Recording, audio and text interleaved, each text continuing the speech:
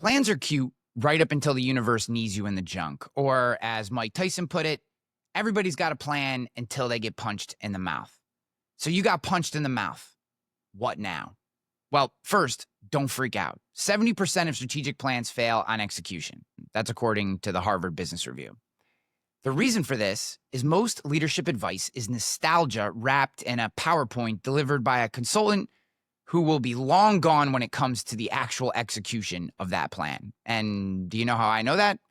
I've spent over 2 decades building, leading, and selling businesses, most notably scaling Rogue Risk from zero to acquisition in just 2 years. I've run national brands, launched an industry-defining event, and worked as a turnaround CEO for businesses in tech, insurance, and fitness. I've coached founders, executives, and teams to unlock unreasonable growth by cutting through myths and leading in reality. I don't teach theory. I've lived the chaos, made the calls, and earned the scars. If you want safe, pretty leadership advice, I'm not your guy. If you want the truth and a system that wins in the real world, you are in the right place. Today, we're kicking off a 7-part series on my RealityOS leadership operating system.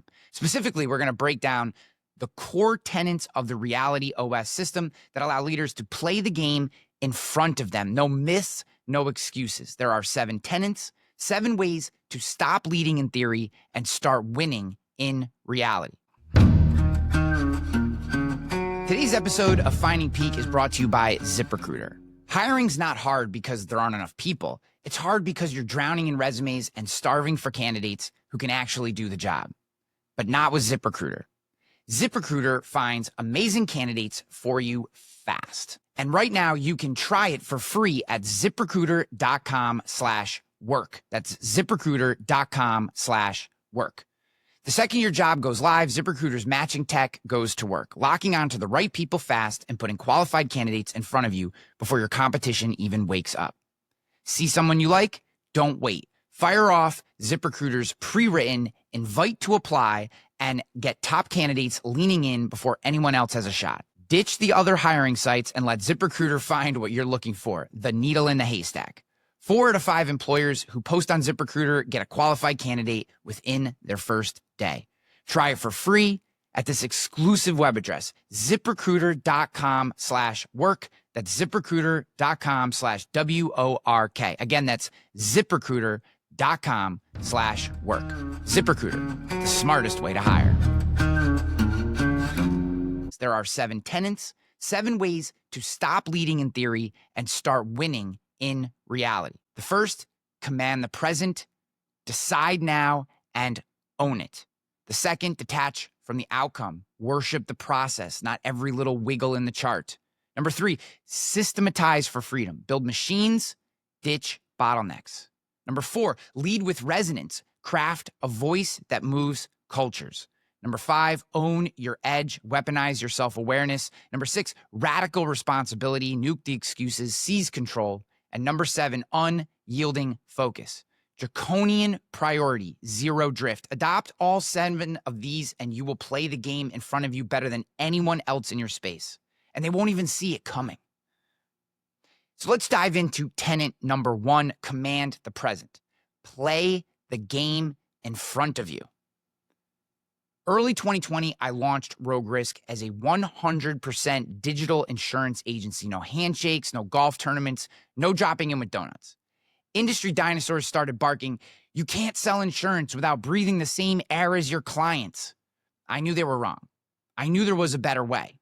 But I also had just dropped $35K in launching Rogue Risk, so I caved. I hedged my bets. I put another $10K into an in-person local marketing campaign. What a coward. 10 grand on slick folders, flyers, lead lists, email automation, intro campaigns, and in-person drop-in campaigns. We went live March 9th of 2020. 7 days later, zombie apocalypse hits. Governor shuts down the state. Every office door locked. Networking events gone. The 10 grand in folders, coffee coasters. The plan I had in my head was dead. In that moment, I had 2 choices. Cling to the myth and pray, hope the universe gives pity on me, or scrap it all and double down on reality. I nuked the in-person play, tripled my content budget, lived on Zoom, automated everything, and made over 450 YouTube videos. 2 years later, Rogue Risk was acquired. Not because I was the smartest, but because when the field changed, I changed faster. Or at least I thought so. Carl Van Clausewitz called it the fog of war, the chaos and uncertainty where no plan survives first contact in reality. Daniel Kahneman proved we humans are terrible at this. Loss aversion makes us cling to busted strategies, afraid of admitting we're wrong. We double down on losing plays because we can't bear to take the hit. Ronald Heifetz calls the solution getting on the balcony, stepping back far enough to see the whole field, then diving back in with a new move. Commanding the present means doing exactly that. You pull every relevant data point, market signals, your team's capacity, and yes, your gut, and you act. You act on what the playing field looks like in that moment.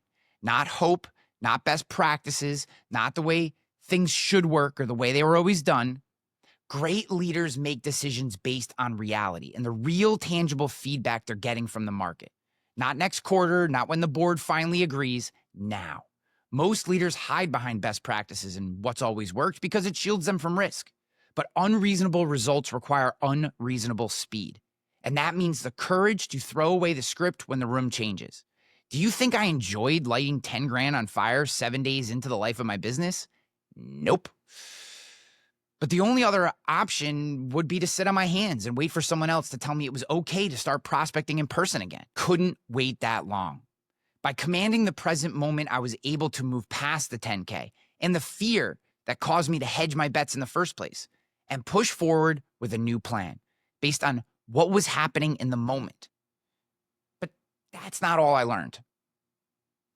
Here's a simple exercise that I use with my coaching clients to get a handle on the first core tenet. Step number 1, call this the confession. Write down one safe decision you regret. This can be anything. A new hire, a marketing campaign, a product decision. It can be big or small decision. We're not trying to make you feel bad. We're practicing awareness for the types of decisions that keep you from playing in the moment. Once that's done, we move to step number 2, and this is our reality check. List the upside you forfeited and the myth you obeyed. So use as much detail as you need to get a feel for the cost of that decision. The emotional, financial, relational, it doesn't really matter. We're trying to understand what the cost was to us and to our business. Step number 3, we call defiance. Find one shred of proof that the myth you followed was crap. Why was this idea a bad decision? What hope, what theory, what myth, what best practice? What delusion convinced you this was something that you needed to do? And then finally, step number 4 is our action step. Within 48 hours, pitch, post, or ship the bolder version. Screenshot it. Proof matters in this stage. Write down how you fix this, or if you haven't fixed it yet, what you want to do instead, pulling from real stats, real feedback.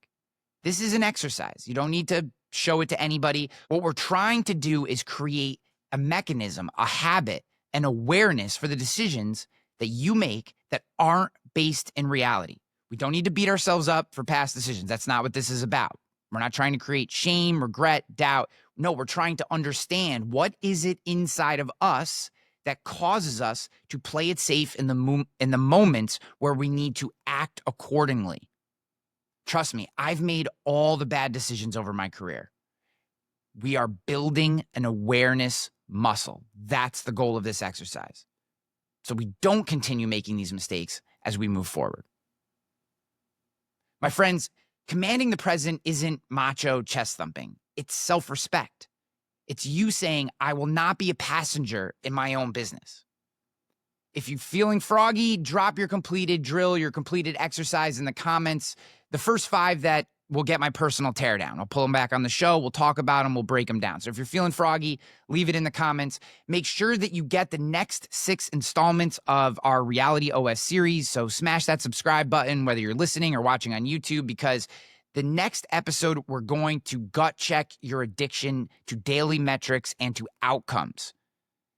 And if you need more personalized help, email me. You can email me anytime, ryan@findingpeak.com, or DM me on Instagram. There's a link below. I'll leave you with this. Ralph Waldo Emerson wrote, God will not have his work made manifest by cowards. You're in the right place, my friends. This is the way.